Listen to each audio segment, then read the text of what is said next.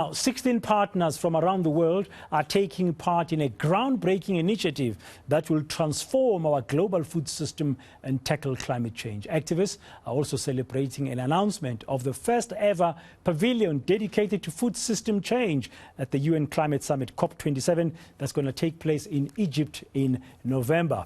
What's really the purpose here? Let's find out from Locke from FourPaws, one of the organizations who will be part of this food systems pavilion. Sarah, good afternoon. Welcome to eNCA today here in Johannesburg. Thank you very much for your time. You are part of this coalition of leading international organizations, food organizations, with these plans to host the first ever food systems pavilion at COP27. Why? Yeah, well, thanks very much for having me. No, it's a really interesting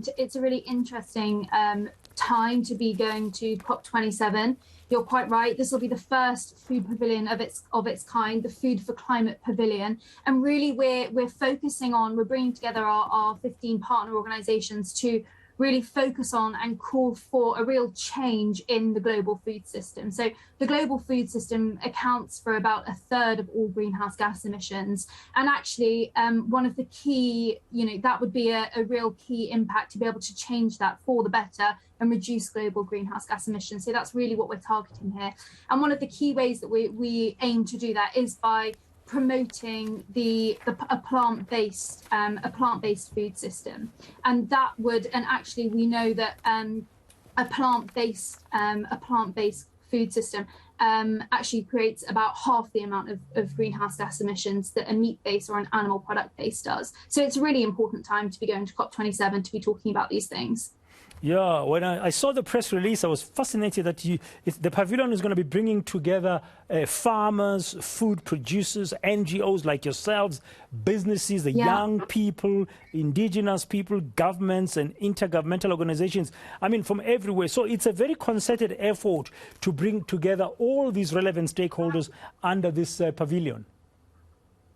Yeah, absolutely. You're quite right. It'll be really, really diverse. And also what we're hoping is that there'll be a number of theme days. So it'll be full of expert panels, Q&A sessions, really diverse kind of activities within the speakers themselves.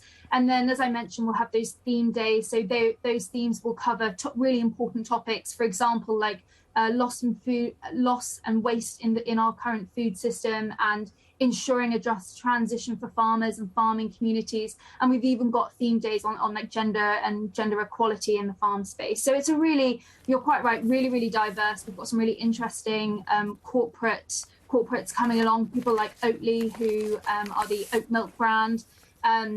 And they are obviously kind of trying to change the food system from within it. So as well as us, the NGO community, who are, the advocates, we've also got those that are actually already making that change.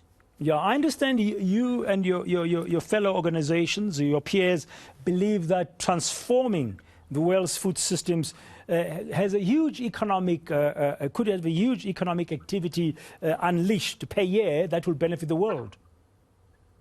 Yeah, absolutely. And I mean, when you're talking of, obviously the environmental benefits are quite clear to see, or for us at the very least, we think that they're very clear to see, that really pushing for plant-based alternatives, pushing for better welfare for animal products that are used in food systems. But you're quite right, there's also an economic element, and a lot of that comes from mitigation of climate change issues that we will have to deal with in the past.